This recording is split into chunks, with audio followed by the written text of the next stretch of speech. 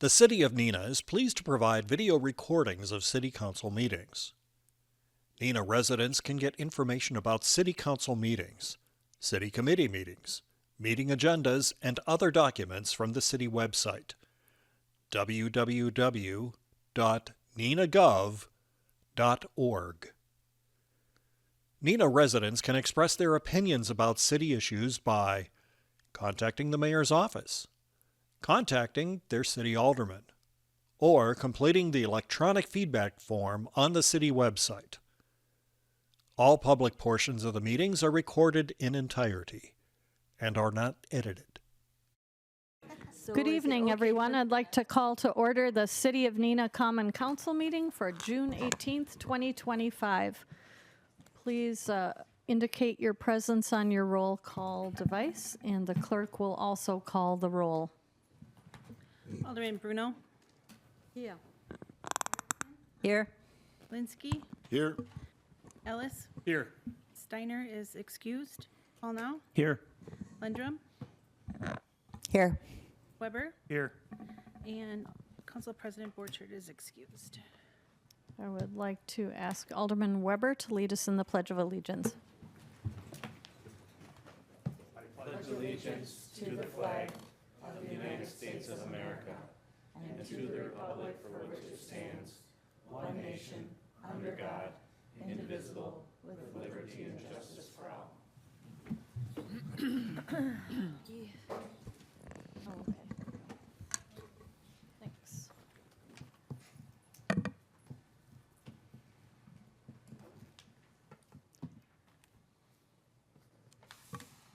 We have a couple of presentations this evening, so I'll turn it over to Director Rasmussen for the introductions. Thank you, Mayor. First off, I'd like to have John Rader come up here. He works with Baker Tilly, and he is in charge of our audit. And we just finished our 2024 audit, and he's presenting the highlights from our annual comprehensive financial report. Thank you, John. Thank you, Vicki. And thank you to the council for having me. I appreciate it. I told Brad one of these years he's going to get to go before me, but tonight he's going to have to listen to me again. I'm going to spend most of my time going through the financial highlights, and I think do all of you have a copy of that, Vicki? I did put a thank paper you very copy much. on everyone's desk. It'll be pulled up here as well, so I'll try to move it along as well. Before I jump into that, I just want to mention a couple things. The audit, as far as how it went very well. And I say that for a number of reasons. We issued what we call an unmodified opinion. It's a clean opinion. It means your financial statements are prepared according to GAAP. There's 101 accounting standards or pronouncements to follow this year. A lot of them do apply to the city, so it's kind of a high bar, and as you take a look at the financial statements, they become more and more complex every year. We also issued on May 28th, and that's about 10 days earlier than last year. It is also about a month earlier than the previous year, if you look back 2 years and prior. So it's really been moved up nicely. From the time we do our audit in April, it's not that long of a time for turnaround.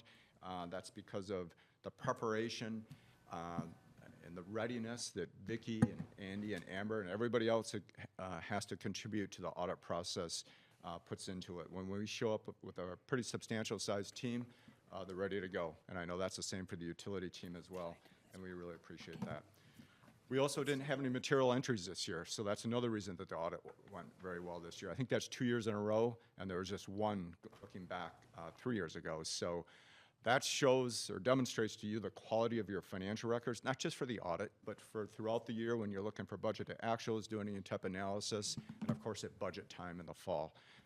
That is an unusual situation that we don't come up with any material entries during our audit. So again, a lot of credit to Vicki and everybody else involved in that process.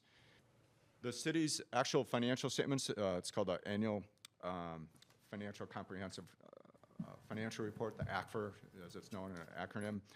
It's a large document. I'm obviously not going to walk you through it as part of the materials for your within your packet tonight, I noticed. It's 157 pages, but I do want to point out there's a couple areas in there if you're going to spend some time on focusing. I would look at the MD&A, the Management Discussion Analysis, right up front. It's like an executive summary. It's about 15 pages or so. It's written by Vicki and her team. It gives you 2 years worth of data. But more importantly, it gives some reasoning or explanation behind the changes, which I think is really critical versus just looking at the numbers. What do they mean? And they do a nice job of explaining that.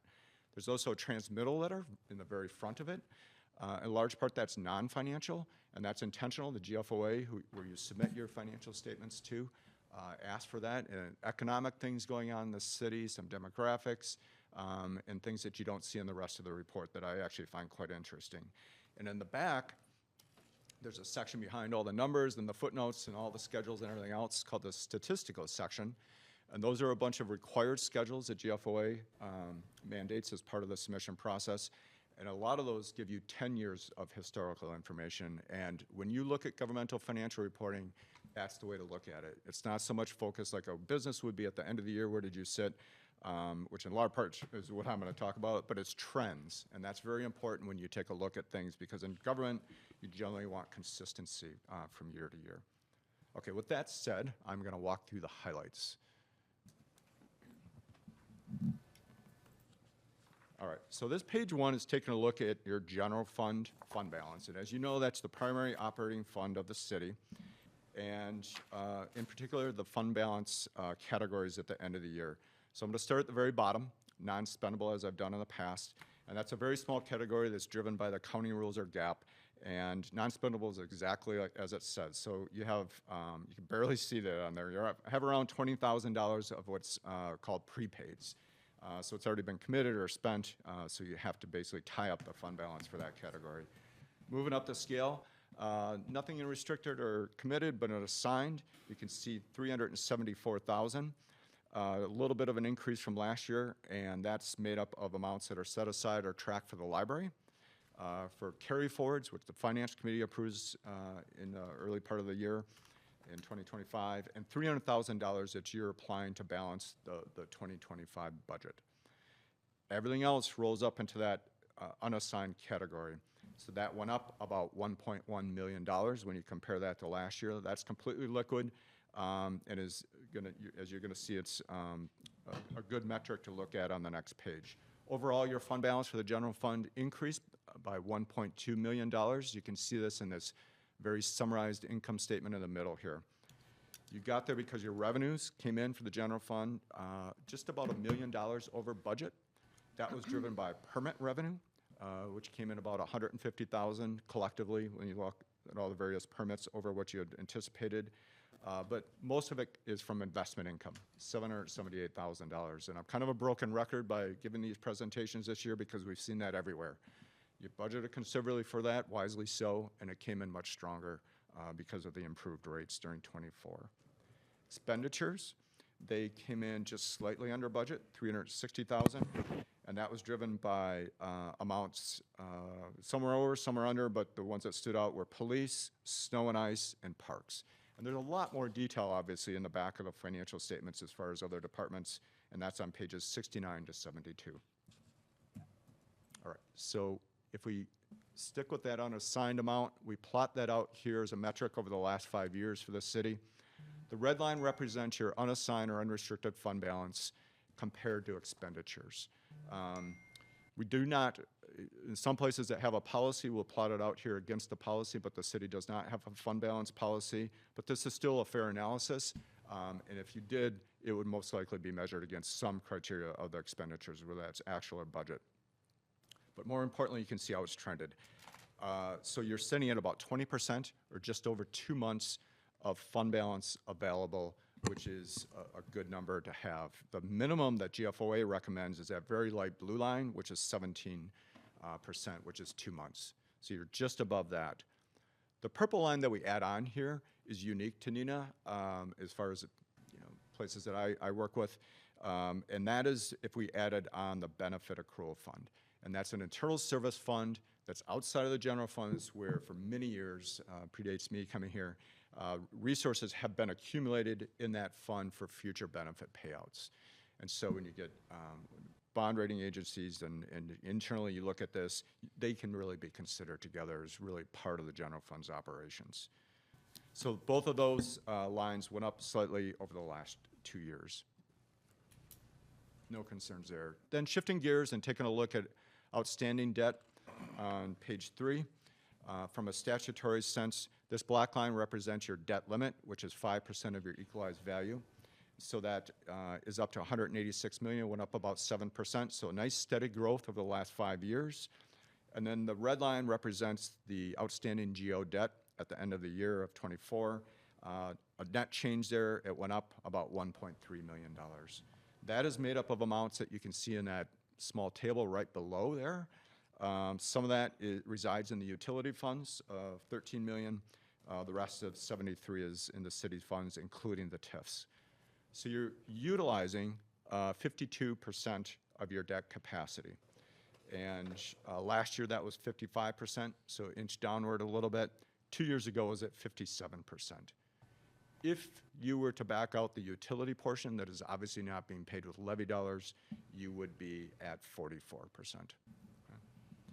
The other debt that you have some revenue debt in your utility funds, and you also have some outstanding lease revenue bonds. That was a much higher number not too long ago. Those were issued a number of years ago to avoid the levy limits for TIF 8, and those are set to be retired in 2032. If you're ever curious how you compare to other municipalities of similar size, this is I think some really valuable information put out there by the Wisconsin Policy Forum, a nonpartisan group that has all kinds of statistics for Wisconsin municipalities. And then as far as debt service goes, we just generally recommend to keep it around 20% or less. You've been just above that for the last 5 years. It did inch downward over the last couple of years. This is your principal and interest compared to your non-capital expenditures for your governmental funds. It's going to be a little bit higher because of the very robust TIFs that you have in this city here. If you're curious, these black dots represent other places that we audit in Wisconsin based upon population. And then the last 3 slides are taking a look at the 3 utility funds. This first one is for the water fund. Jody Dobson, who's the principal on the utility side of the audit, I think already met with the commission, but she shared some of her notes with me. The sky blue line up here represents your revenues for the water fund. The black line are the expenses. So you have positive operating margins every single year, very consistent there, which contributes to the strong rate of return, which is at about just under 7%. You have an authorized rate, which is set by the PSC, as you probably know, of 7.5%. That's like a target rate, okay? That's based upon the outstanding debt at that time when they set that rate and a lot of other factors. That's a fairly high rates compared to some places that I go to. So the fact that you're just under that, that's still a really solid rate of return that you have for this fund. Another metric is in the middle here, your unrestricted reserves, and that is your basically unrestricted cash that's not tied up by any revenue bonds or any of those covenants. You have $9.3 million at the end of the year. When you compare that to what this fund spends, you have 13 months. GFOA recommends a minimum of 3 months for liquidity purposes. Bond rating agencies, according to what Jody was sharing with me, would recommend 9 to 12. So a few months for liquidity again, but then 3 to 6 months additional for unanticipated capital needs. So that fund remains in a strong position. Debt coverage, which is set by the covenants within those revenue bonds, is a 1.25. You've been well above that for the last 5 years in a row. No concerns there. And at the very bottom, this is an analysis or calculation that takes a look at your capital or your plant. These are obviously very capital-intensive funds. How much of that that resides in this fund at the end of the year is derived from earnings versus debt? And earnings or equity represents 99% of it. We generally recommend to try to have 50% or more, especially for growing communities, and you're well above that. Then the sewer fund, similar analysis, but without the PSC, obviously this time. Again, positive operating margins every year. Expenses did go up this year. They increased at a higher rate, causing a little bit smaller margin. That also impacted your unrestricted reserves somewhat, as you can see in the middle here of 6.8 months. But that's still over 6 months, so no concerns there. And in your investment in capital assets, you're sitting at 61% coming through earnings, so again above that 50%. And lastly, the stormwater fund. A little bit more volatility in there just from the 2023 numbers, but revenues this year are back up to what they have been historically, which is usually the way these stormwater funds work. In 2023, there was a downward dip in there because of an internal audit that took place on some commercial properties where there was a payback of some of those collections from prior years. Your unrestricted reserves in this fund are sitting at 14 months, so again, in a solid position. They did go down a bit from the previous year of 2023. They went from 28 down to 14 for some ongoing capital project needs that hit that fund this year. And the debt coverage, low 1.1, and is sitting well above that at 40. And your investment in capital is at 75%. So again, very solid. That's all I had on the numbers. I kind of ran through that quickly as I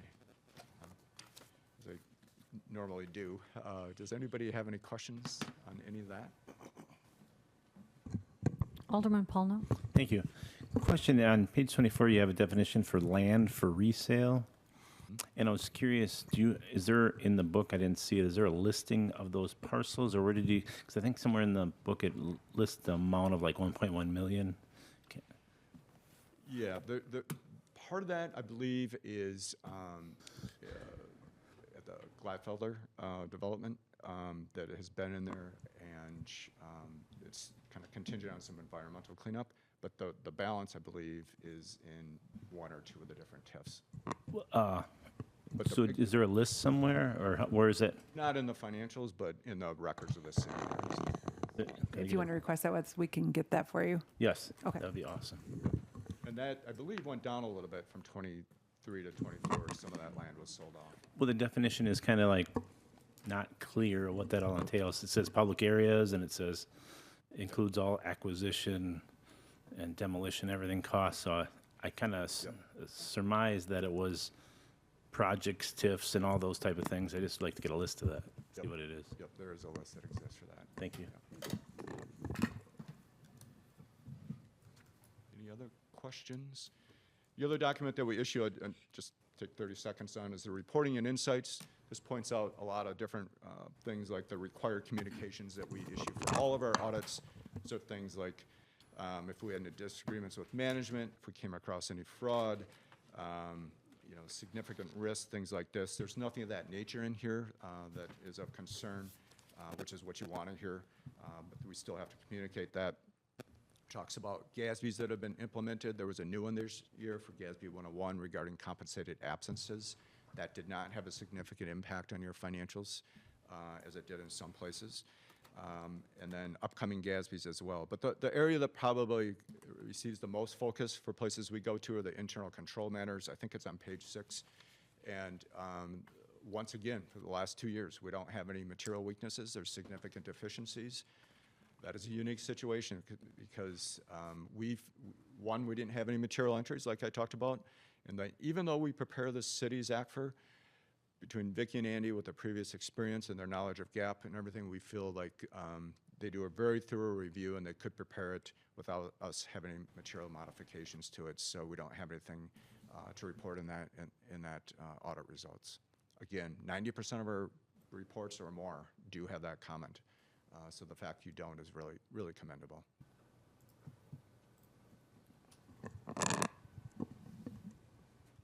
Any additional questions?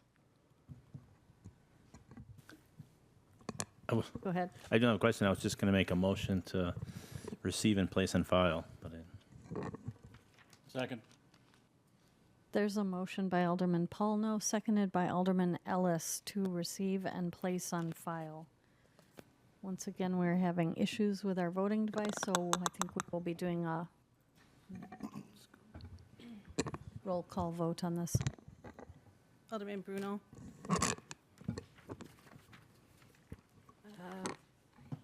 Aye, sorry, aye. Erickson. Aye. Linsky. Aye. Ellis. Aye. Weber. Aye. Lendrum. Aye. And Paul No. Aye. That motion passes 7-0. Thank you. Thank you so much for your report. Yep, thanks for having me. Thank you, John.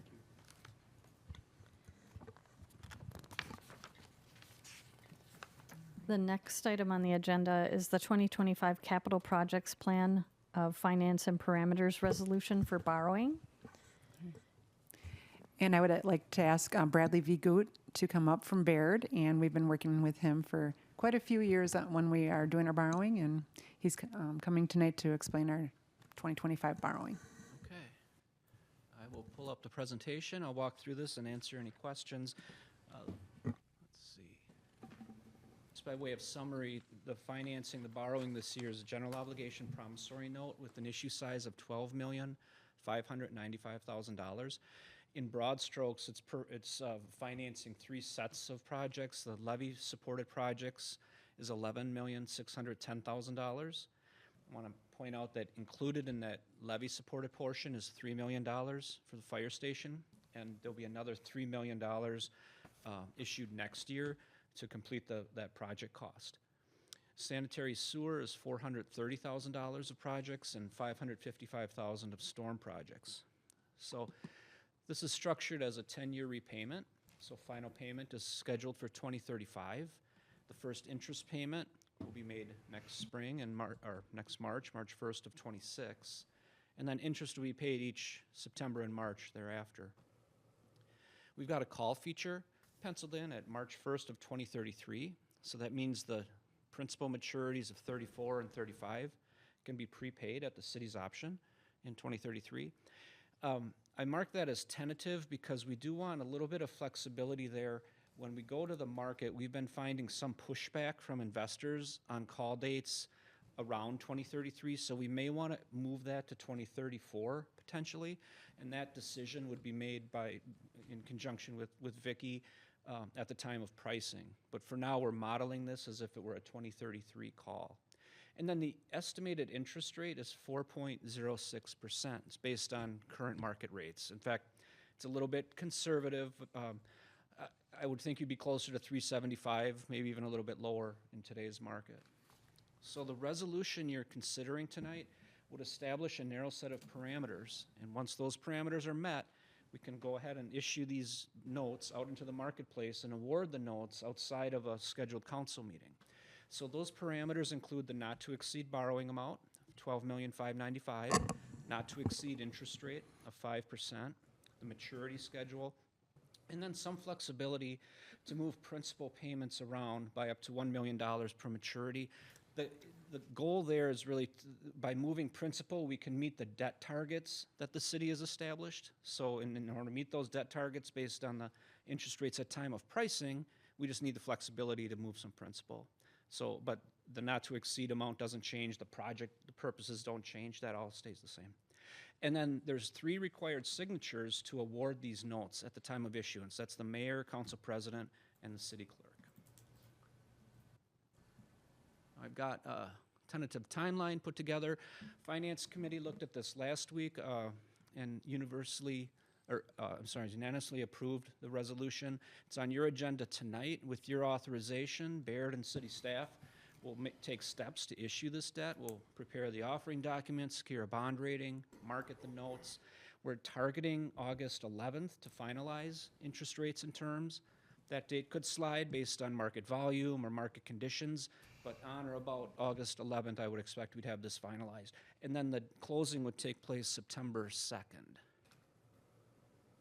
I'll spend just a couple minutes going through the detail of the financing plan. Left-hand side of this page reflects existing debt payments that are supported by tax levy. So these are payments for obligations the city has already committed to. There's revenue offsets from wheel tax revenues and special assessments. Then towards the center of the page is this year's issue under this blue heading. And you can see the annual principal and interest payments there. I've separated the individual repayment components, the levy, sanitary sewer, and storm sewer. And then we have placeholders for future financings. And you can see these are pretty substantial. There's $16.6 million, $14 million, and $9.1 million. These figures are taken directly from your capital budget that's approved each fall. So what I'd like to point out, the levy-supported debt, you can see would increase here, and this is just on the new issues, increases to 11.7 million. If, once we add in the existing payments, in 2025, this year, you've budgeted about 4.4 million for principal and interest payments. With the current plan, that increases, it almost triples. You'd be up to about 12.2 million in 5 years. So to manage that, I mean, this is what you'll want to think about in a few months when you're looking at your capital budget. To manage that, you would need to bring down these future financings. If you'd like to keep this number lower than the 12.3 million that you're facing in, say, 5 or 6 years from now. I want to spend just 1 minute talking about the fire station debt service. This column, this represents the principal and interest payments on the total $6 million of that project. Remember, $3 million is issued this year, $3 million next year. Overall, we have a 15-year repayment on that. You can see it goes out to 2040. And these are level payments, about $500,000 annually. So to get there, we're financing $3 million within 10 years that's issued this year.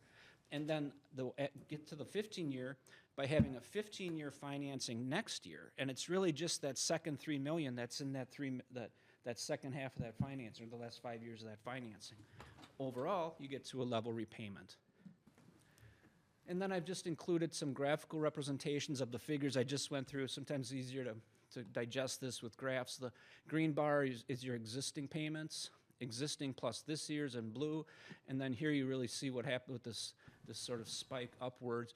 This is the existing when we layer in your future financings that are currently included in the capital budget.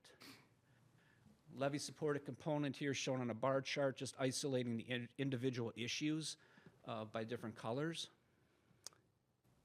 And then finally, the outstanding principal per year. So you can see in 25, adding on this year's financing, again, this ratchets up. The total outstanding principal would exceed $70 million by 2028. These figures do reflect the payment of debt in each of those years also. So as you're paying off principal, effectively you're adding on more principal than you're retiring, and that's what's causing this increase. So I'd be glad to go into more detail if you like, or answer any questions. Alderman Lundrum. Thank you. 2 questions, one for Brad and probably one for Vicki. When you go, I think it was like your second slide, you were talking about the callable, when it was going to be callable, and you said you could move the principal. When you say move the principal, do you mean move it within the market? No, I'm sorry. I meant we can adjust the call date. That's why it's marked tentative. So we could change the call date to say 2034, for example, instead of 2033. And then you would have the option to call the 2035 maturity 1 year early rather than 2 years early. Right, but you had mentioned moving the principal. Yeah, adjusting principal by up to $1 million per maturity. What that means, let me go to this page. This is the principal repayment, this column. And if we're targeting equal debt service year to year, and each of these should be within about $5,000 of any other year, based on where interest rates land, we may find that there's a $15,000 or $20,000 swing in any 1 year. So what we would do is take $15,000 to $20,000 of principal from that year and kind of spread it out over the rest of the maturity schedule so that we can keep the overall principal plus interest at an equal level. Even, so you even it out. Okay. And then the other one, I can't believe I've never asked this before, but do we ever make like extra payments ahead? Do we ever pay ahead? Yeah. And is there a penalty?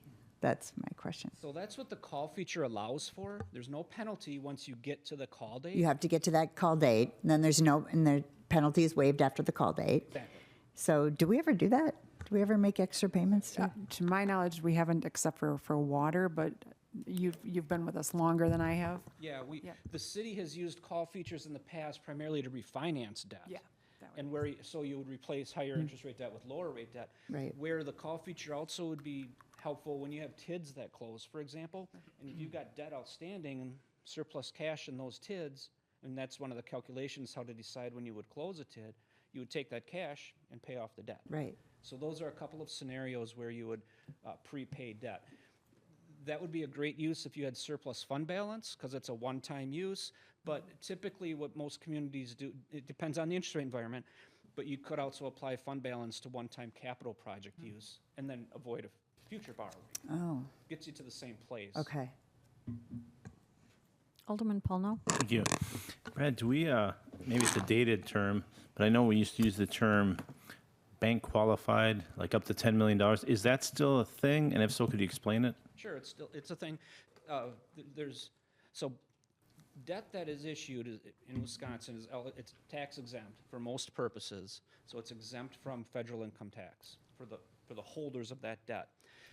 There's an additional tax incentive if the total debt issued in a calendar year is less than $10 million. And it's an incentive for banks to purchase the debt. They get an additional tax break. So what that means is bank qualified debt almost always would have a lower interest rate than non-bank qualified debt. It's really because of the tax benefit to the investors. In recent years, the city's financings have exceeded $10 million, so the rate, you're getting non-bank qualified rates, still tax exempt, but not the bank qualified rates. So our total borrowing would have to be below $10 million to qualify for that bank qualified. Yes. What kind of impact does it have on the rates? Is there, It varies market to market, but in today's market, it's not a lot. It's maybe 0.05%. okay. In other markets, like 2 years ago, that difference might have been more like 0.15%, so a little bit higher. So it's a difference, but it's not half a percentage point No. or a full percentage. Okay, thank you.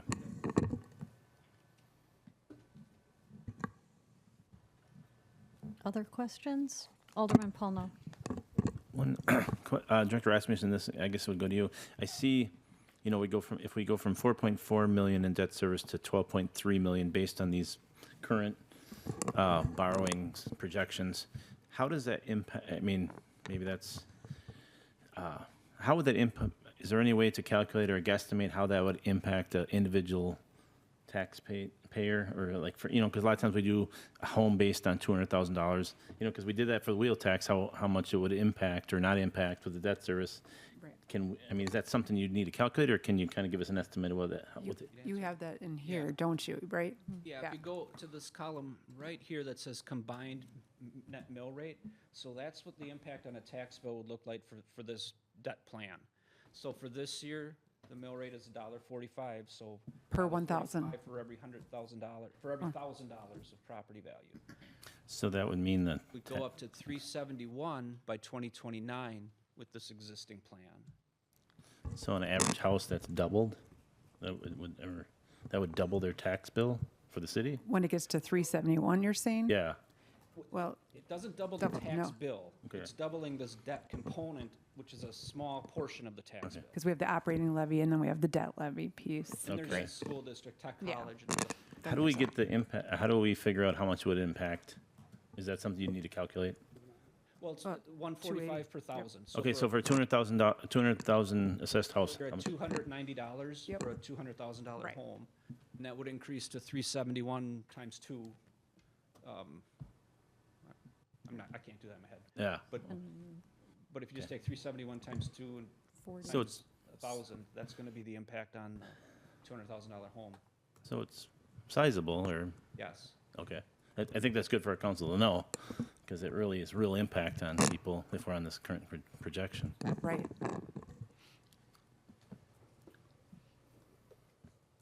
Additional questions?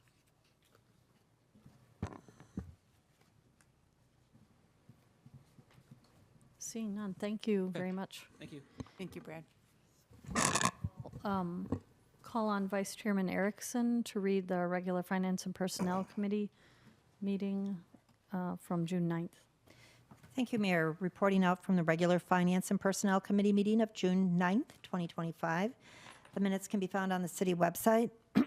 A, the committee recommends council approve resolution 2025-06, authorizing the issuance and establishing parameters for the sale of not to exceed $12,295,000 general obligation promissory notes, Series 2025A, and I so move. Second. There's a motion by Alderman Erickson, seconded by Alderman Ellis. Are voting devices working now? Oh, okay. All right, so the clerk will call for the vote. Alderman Bruno, Aye. Erickson, Aye. Linsky, Aye. Ellis, Aye. Weber, Aye. Lendrum, Aye. and Paulnow. Aye. That motion passes 7-0. Thank you. Thank you for your report from finance as well.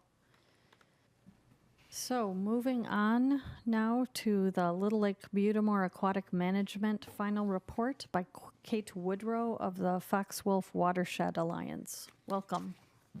Thank you. Good evening, everyone. My name is Katie Woodrow. I work for the Fox Wolf Watershed Alliance. If you're not familiar with us, we're a nonprofit that works watershed-wide, so in the Fox Wolf Watershed, dealing with water quality issues. We've been part of the Little Lake Butamore project and are representing all of the project partners today with an update of the work that's happened over the last year or so. Conversation started with the concept of this project back in October of 2023.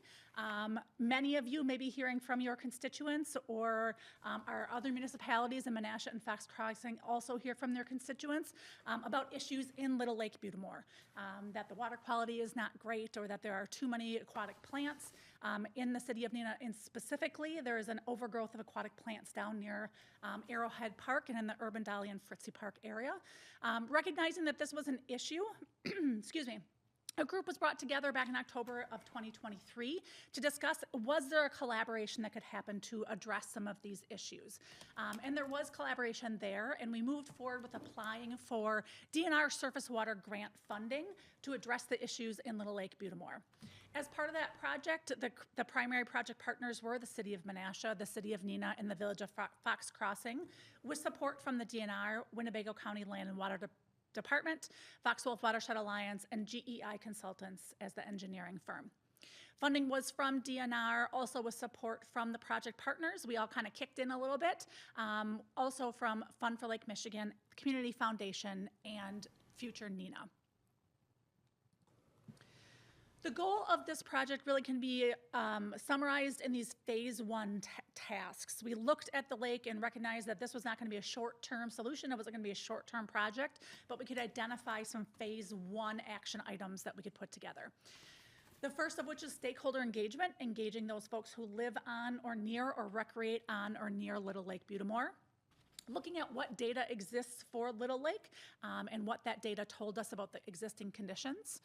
Doing physical field investigations, as well as an aquatic plant management investigation and strategy development, and then developing a phase one action plan. So coming out with an action plan after all of this work. So I'm going to walk through each of those components and let you know the work that we've done over the past year. Again, I'm representing the project. So Fox Wolf Watershed Alliance did not do all this work on our own. Much of this work was done by multiple different partners. The first component I'm going to talk about here is stakeholder engagement. Recognizing that getting stakeholder investment and input was really important, this was one of the key focuses of this project. We put together 3 public meetings to get input and get support from the public. The first one kicked off in July 18th of 2024. We had a packed room at the library here in Neenah with over 150 people who attended. It was a way for us to really kickstart this, to let people know the project was happening, and start to understand who was using the water and what way they were doing that. We followed up with a second public meeting in February of 2025. My apologies, there's an error on the slide there. And that meeting was in Fox Crossing. That gave folks an update on a lot of those physical assessments that were done and the work that was moving along with the aquatic plant management strategy, and gave folks an opportunity to give feedback on that. And then the third public meeting was just this last May 13th at the Menasha Library, and that was a wrap up of what are the action items and planning for what's next. Overall, we had attendance of over, if you add them all together, we had over 250 people attending these 3 meetings. We had even more responses from a stakeholder survey. In July of 2024, there was a stakeholder survey that was put together and sent out to all the property owners around Little Lake, and then also it was opened up to the general public. 366 of those went to those property owners. 150 of them replied. 41% response rate is really great for a public survey of this kind. So we really ended up with a lot of response from the folks that live on Little Lake.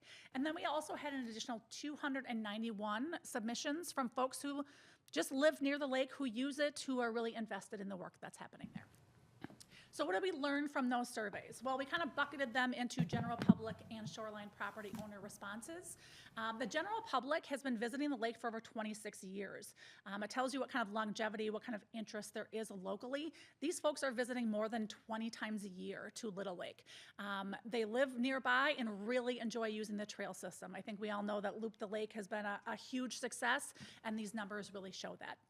Shoreline property owners, the majority of them, 95%, live there year-round, and about a quarter of them have lived there over 26 years. So we have a lot of people who have been there for a really long time. The reason they moved there, they were interested in the views and in being right on the water.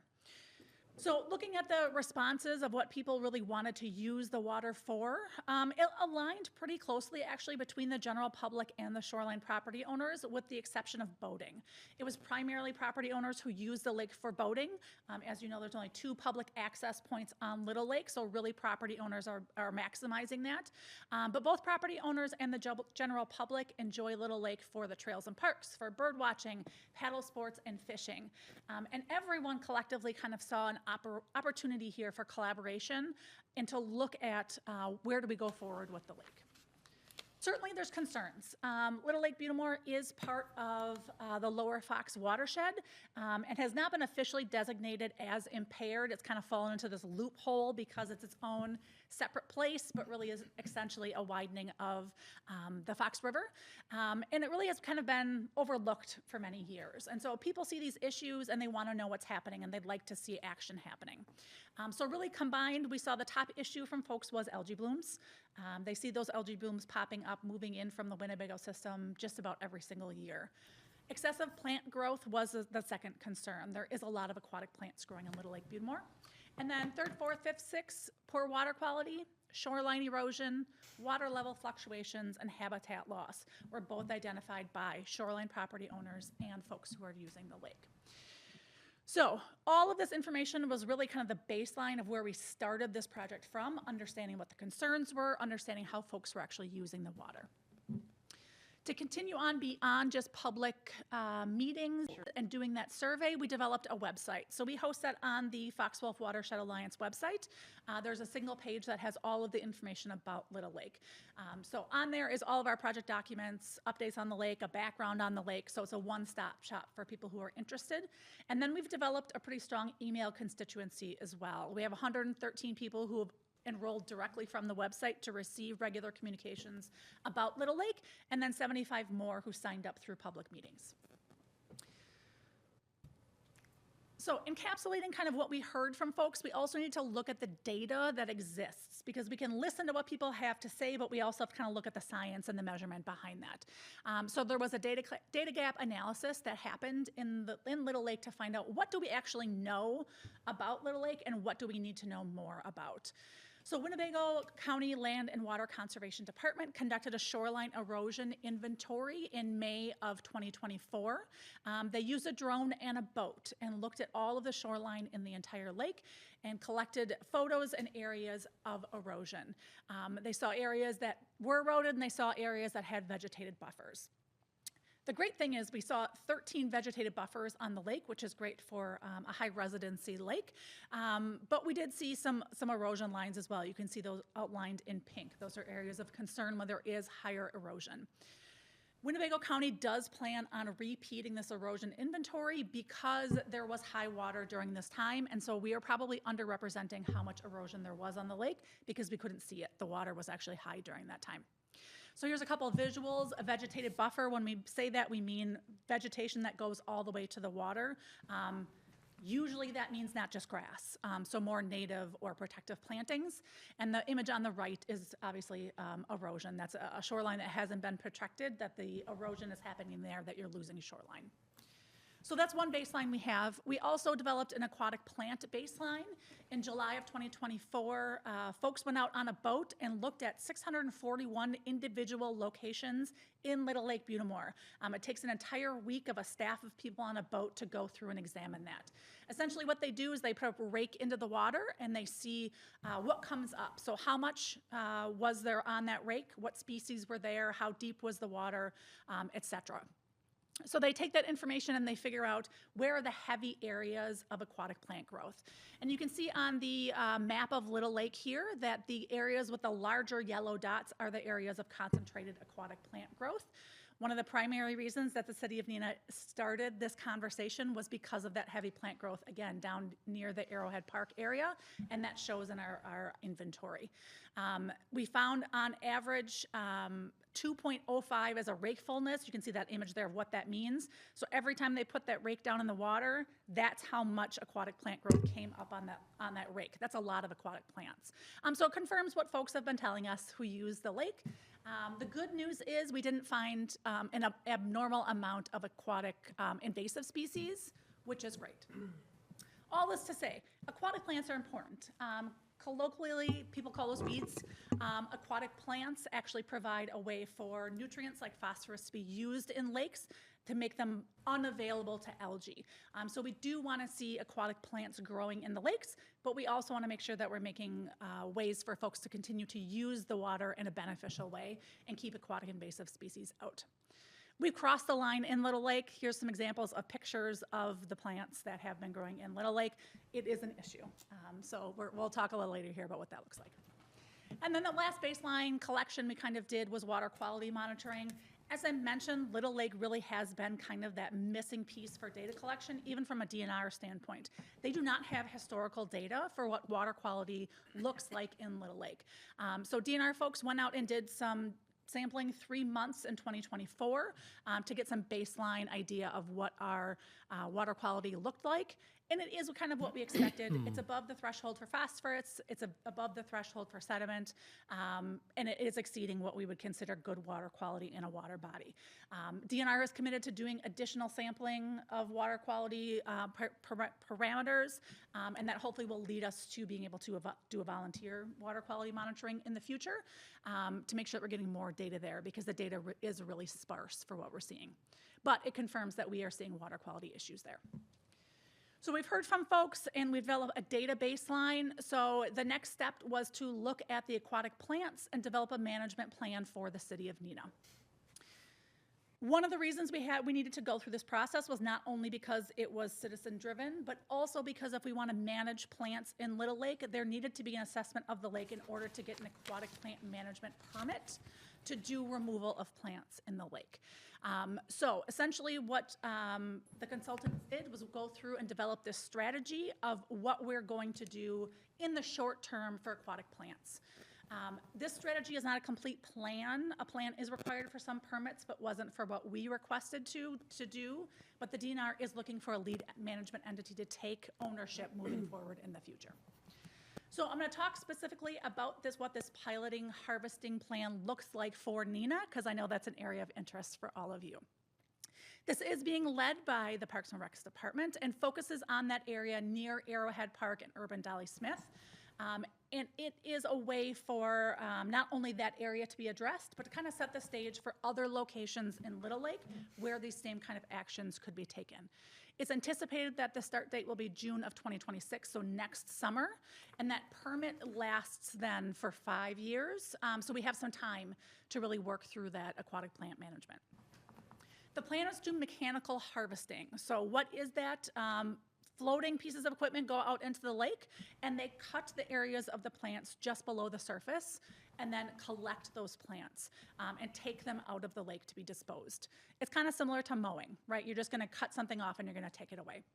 Plants are usually cut 2 to 6 feet deep and then they are composted or landfilled or put somewhere else. There is a likelihood that there will be aquatic invasive species in there, so disposal is important to make sure that it's not contaminating any areas. This permit is renewable on a 3 to 5 year cycle and allows harvesting to begin in June, and then kind of it addresses things that are free floating. Again, this is a plan to address those things, kind of like cutting the grass and seeing where we go from there. It doesn't go all the way down to the roots. One of the challenges is, again, aquatic invasive species, that there is always a potential for a little bit of pieces to be left in the lake. And that's why DNR monitors this over time. So they'll watch the harvesting and make sure we don't see a crop up of Eurasian milfoil because of the harvesting. And so we'll kind of look at that as time goes on. So the image you're seeing here is actually what the pilot plan is for near Arrowhead and Urban Dolly. It looks kind of like a trident area. These are what we call lanes, and those are going to cut in to provide access and navigability. That's just not going to come out today. To let people get through there. So we know that there are boats that go down there, there's kayaks that use that area. It's primarily going to be non-motorized vehicles that are using that area, but these lanes will give them an opportunity to get to that access. It'll also improve aesthetics. So to get some of those plants out of there so it's not looking quite so wetland and boggish. The DNR, when they're looking at those things, they're really looking at, are these locations in places where people are going to be using them? Is it an area of navigation and impairment? Can a harvester easily get into these locations? And really looked at the access to the parks as well. So they holistically looked at how much plant growth did we see, where people want to use the water, and that's how the plan was developed. So we're really excited about this pilot going in next year, getting those plants out of there, seeing the benefits that come from that, and then using that knowledge for other places in the lake. And then the last component of this initiative was the action plan coming out of here. There's a whole bunch of things that are in that action plan, and I would direct you to the Little Lake Beautimore website if you want to look at all the details there. I want to focus on number 5, which is recommendations for the next phase. One of those key components in there was getting the pilot done, finalizing the aquatic plant management plan, and establishing a lake organization. Throughout all the conversation that we had with property owners and invested residents at those meetings, there was a significant interest in a lake association.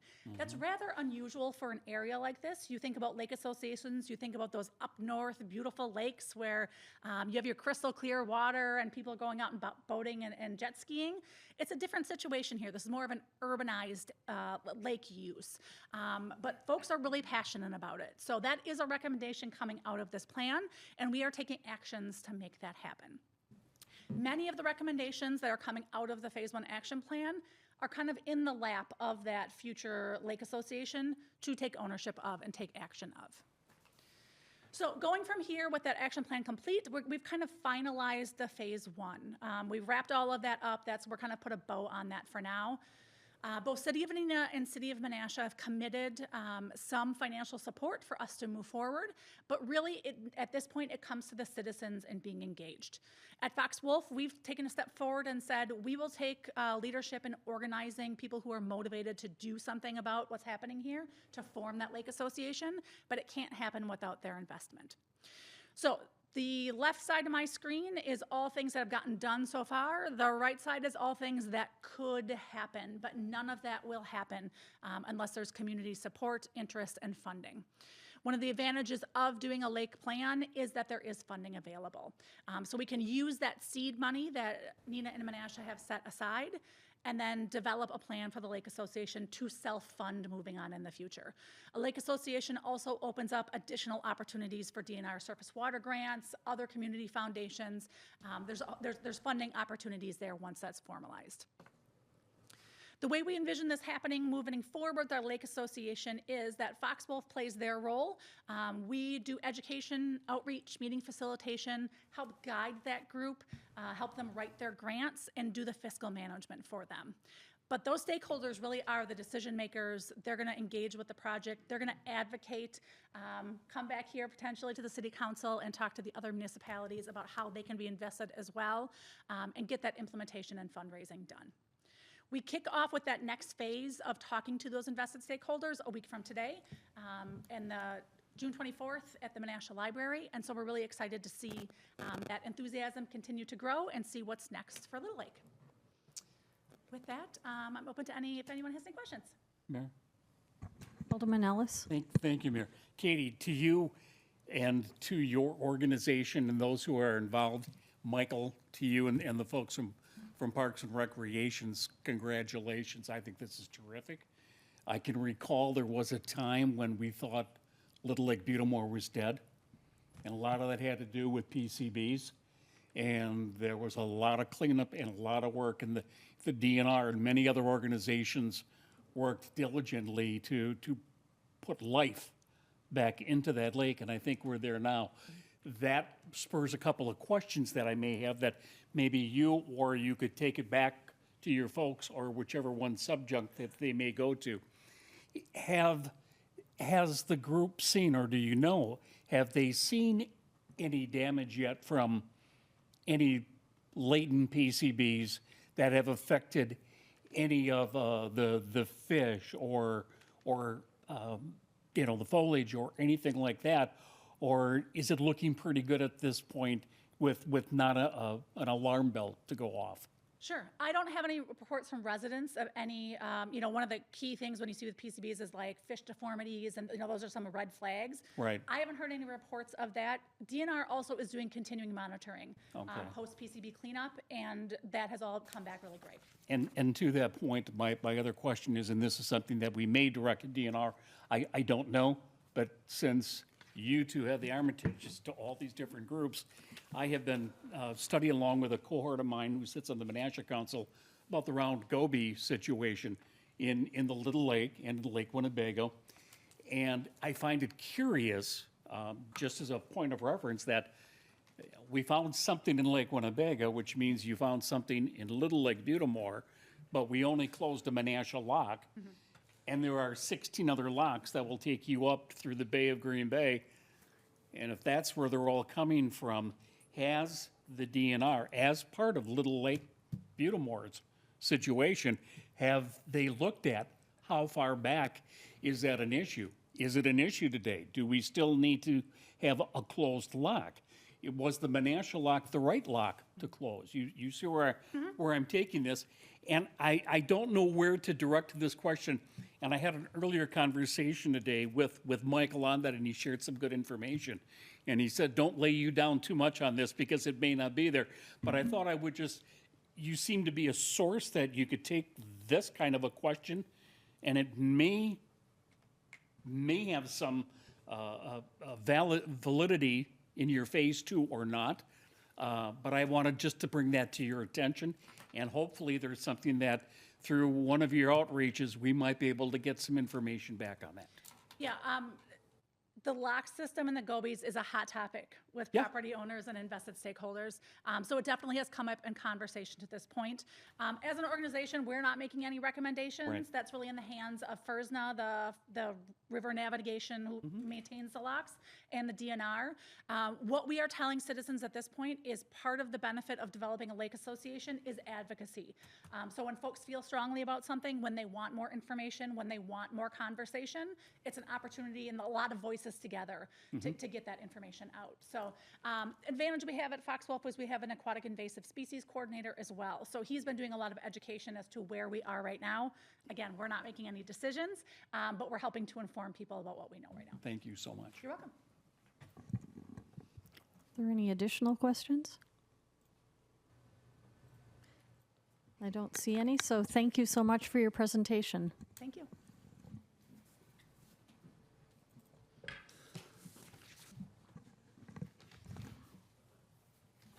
The next item on the agenda, there are no confirmation of mayor's appointments. So next item, is there any objection to unanimous consent of approval of the council minutes and proceedings of the June 4th, 2025 regular session? Any objection?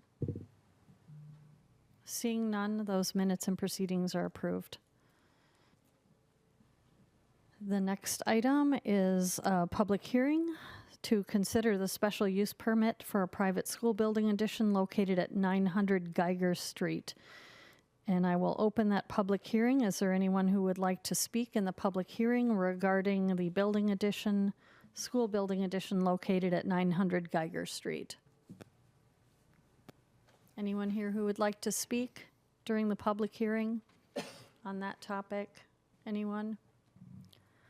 Seeing no one, I will close that public hearing and move on to the regular Plan Commission meeting of June 10th. Pertaining to the public hearing, I will give that report in Alderman Steiner's absence. The commission recommends council approve a special use permit for private school building addition located at 900 Geiger Street, subject to the conditions of the special use review letter. And I would ask for a motion. I would so move. Second. There's a motion by Alderman Ellis, seconded by Alderman Paulno. Is there any discussion on this item? Seeing none, the clerk will call for the vote. Alderman Bruno, Aye. Erickson, Aye. Linsky, Aye. Ellis, Aye. Weber, Aye. Lundrum, Aye. and Paulno. Aye. That motion passes 7-0. The next item on the agenda is the public forum. This is the opportunity for anyone who would like to speak before the council. You had 5 minutes to speak on any topic if you have interest in doing so. I will open the public forum. Is there anyone here who would like to speak in the public forum? Please give your name and residential address. Good afternoon. I'm sorry, I look like a hobo. My name's Alex Lefebvre. I live at 853 Zemlock Avenue. Just in regards to the Dora conversation that was had last week, I only came tonight to remind Alderman Ellis that you cannot drink booze in our parks. And it was a little disrespectful to pose that question that you did after one of your constituents just gave a speech about how he is sober. Yeah, I guess that's it. Thanks. Is there anyone else who would like to speak during the public forum? Seeing no one, I will close the public forum. Is there anyone on council who would like to speak relative to public forum issues? Seeing no one.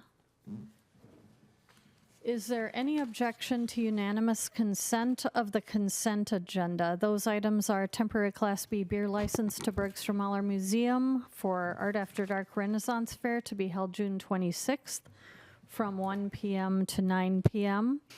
And the other item is a temporary Class B wine and Class B fermented malt beverage license to St. Margaret Mary Parish to be held in the evening of August 16th and August 17th, 2025, from 9:30 a.m. to 5 p.m. Is there any objection to unanimous consent of approval of those two items? Seeing none, those items are approved. And moving on to the next item on the agenda, reports of standing committees, the regular Public Services and Safety Committee meeting of June 10th. Chairman Lundrum. Thank you, Mayor. And as you said, I am reporting out from the regular Public Services and Safety Committee meeting of June 10th, 2025. You can find the minutes on the city website. We have 2 action items tonight. Item number 1, committee recommends council approve the 2025-2026 liquor license renewals and liquor license quotas contingent on payment of the annual fee, and that full list is actually on the minutes. And I would so move. Second. There's a motion by Alderman Lundrum, seconded by Alderman Weber. Is there any discussion on this item? Seeing none, the clerk will call for the vote. Alderman Bruno, Aye. Erickson, Aye. Linsky, Aye. Ellis, Aye. Weber, Aye. Lundrum, Aye. and Paulno. Abstain. That motion passes 6-0 with 1 abstention. And the second and last item, committee recommends council approve resolution 2025-05 compliance maintenance annual report, or the CMAR, for the reporting year 2024. And I would, well, let me just say that before we make the motion, I just wanted to tell everyone that, spoiler alert, they got a grade of an A. And I would so move. There's a motion by Alderman Lendrum, Second. seconded by Alderman Weber. Is there any discussion on this item? Seeing none, the clerk will call for the vote. Alderman Bruno? Aye. Erickson? Aye. Linsky? Aye. Ellis? Aye. Weber? Aye. Lendrum? Aye. And Paulno? Aye. That motion passes 7-0. And that's the end of my report. Thank you for your report. The regular Finance and Personnel Committee meeting of June 9th, I will call on Vice Chairman Erickson. Thank you, Mayor. Reporting out from the regular Finance and Personnel Committee meeting of June 9th, 2025. The minutes can be found on the city website. Item number 1, the committee recommends council approve position reclassification of Finance Assistant Treasurer from pay grade 10 to pay grade 12 as presented, and I so move. Second. Motion by Alderman Erickson, seconded by Alderman Bruno. Is there any discussion on this item? Alderman Paulno. Thank you, Mayor. Just clarification, I think I know the answer, but this is budget neutral, as you, Director Rasmussen, as you were able to find in your sock drawer some money. That is true. Because we have such a strong staff, we haven't had to have an intern, and we've always budgeted for an intern, so we're not going to. And that's, yep. Thank you, and I just want to say I think this is excellent because it goes kind of below the water, but it's good for staff retention when you recognize actually what they're doing and compensate them for it. So thank you. Thank you, I agree. Any further discussion on this item? Seeing none, the clerk will call for the vote.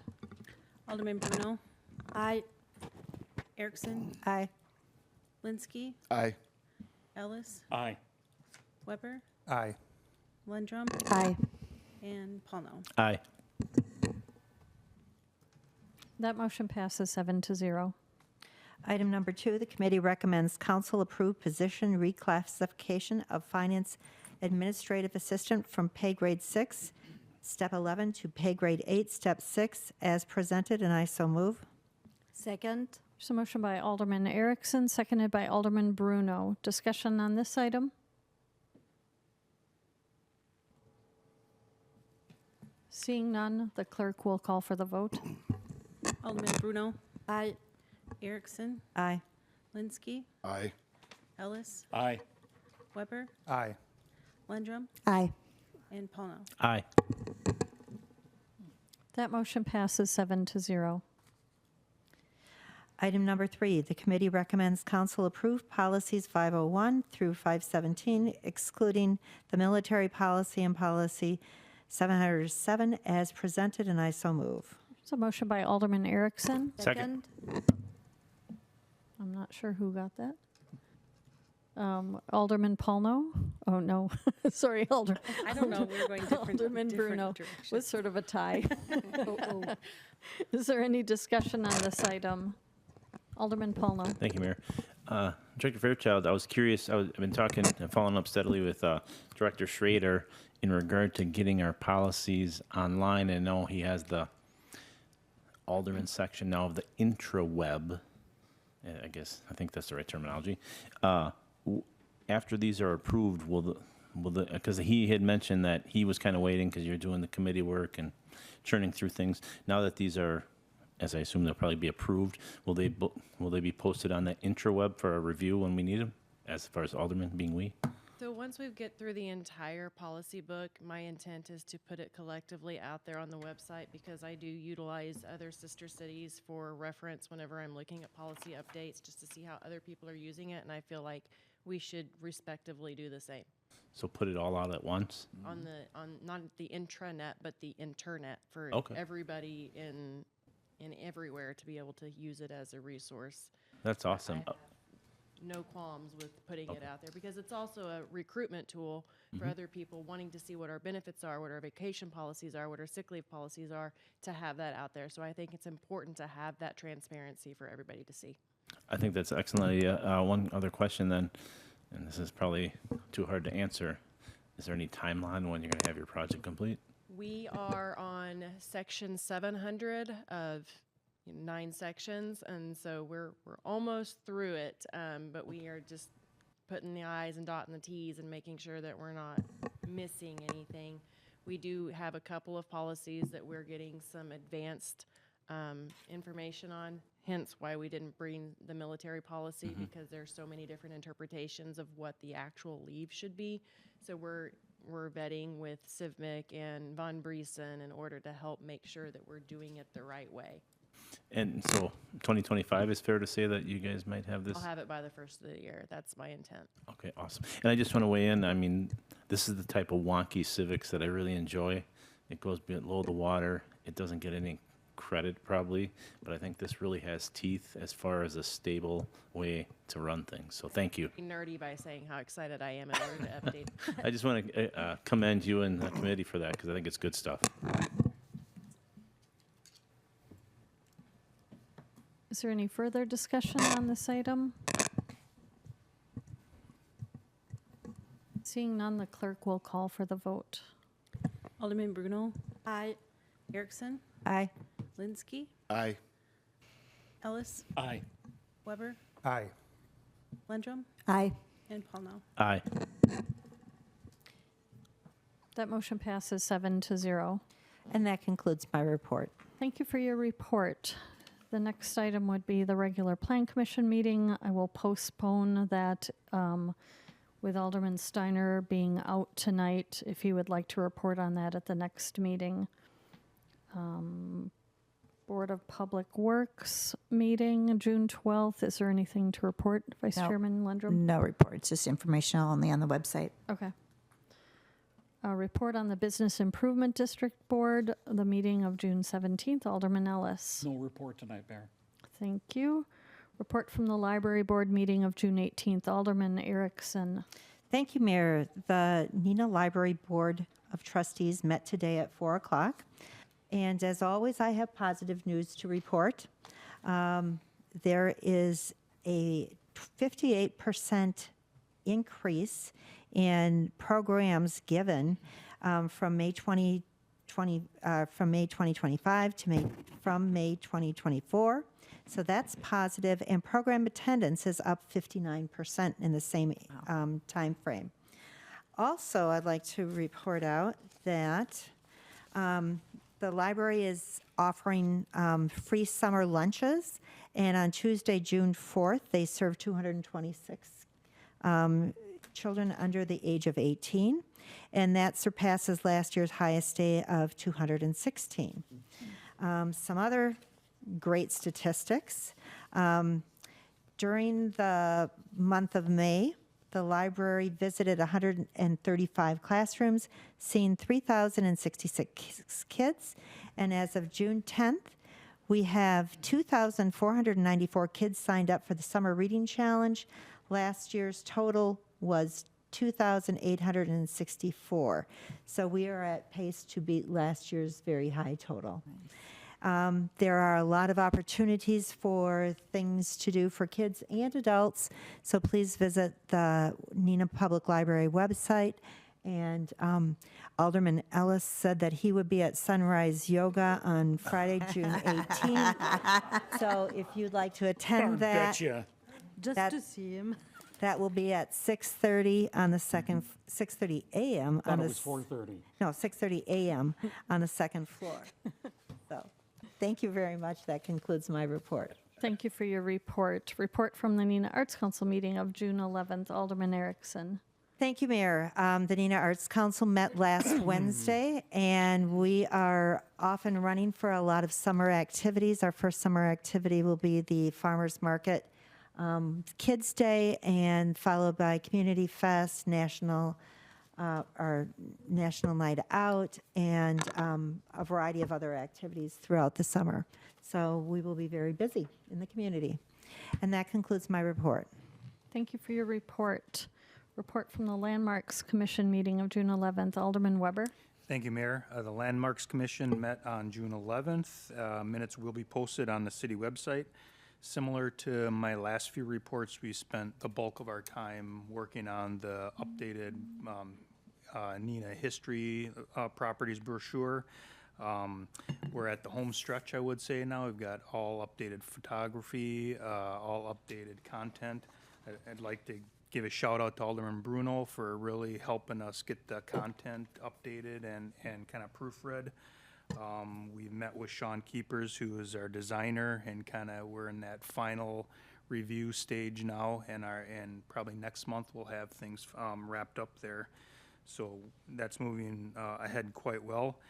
And lastly, I just would like to give a little plug for the Doty Island History Walk, which is going to be starting on June 21st and extending through July 6th. And I think there's some flyers up on the table there. So we did talk about that as well. So that concludes my report. Thank you for your report.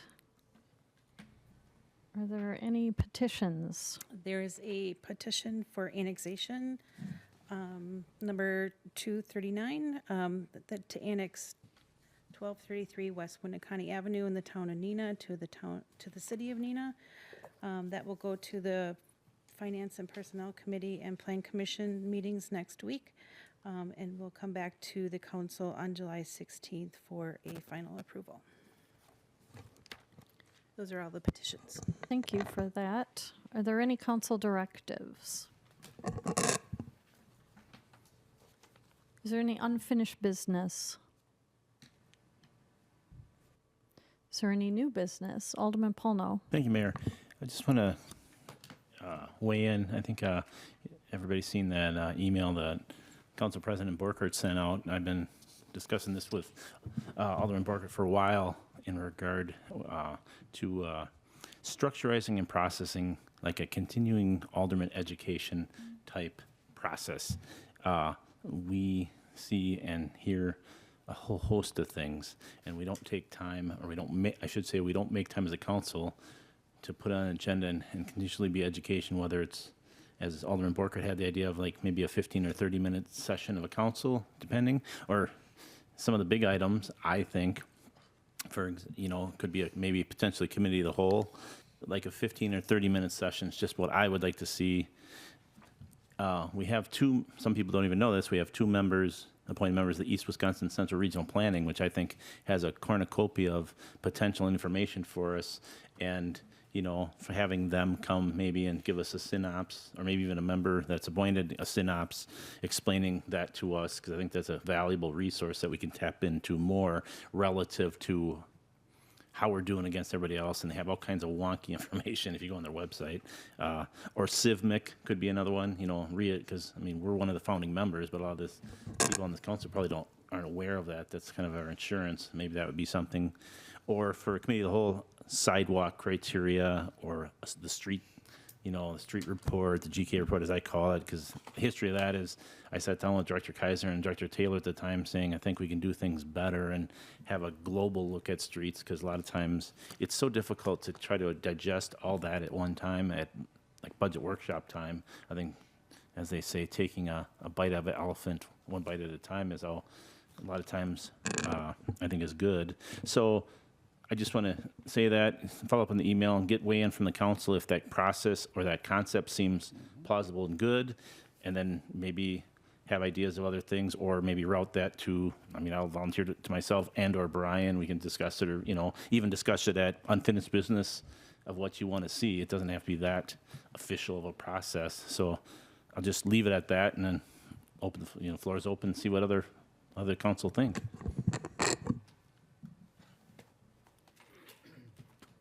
Thank you for that.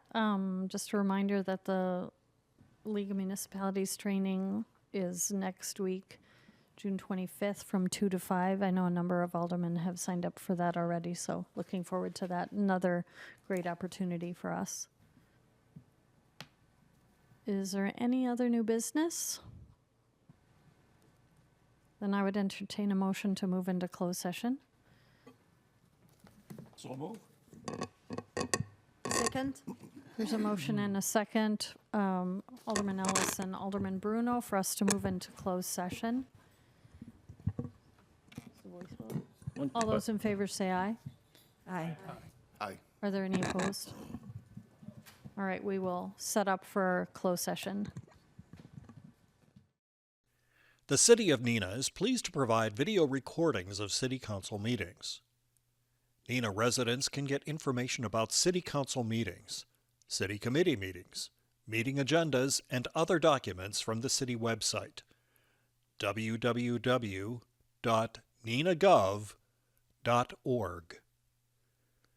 Neenah residents can express their opinions about city issues by contacting the mayor's office, contacting their city alderman, or completing the electronic feedback form on the city website.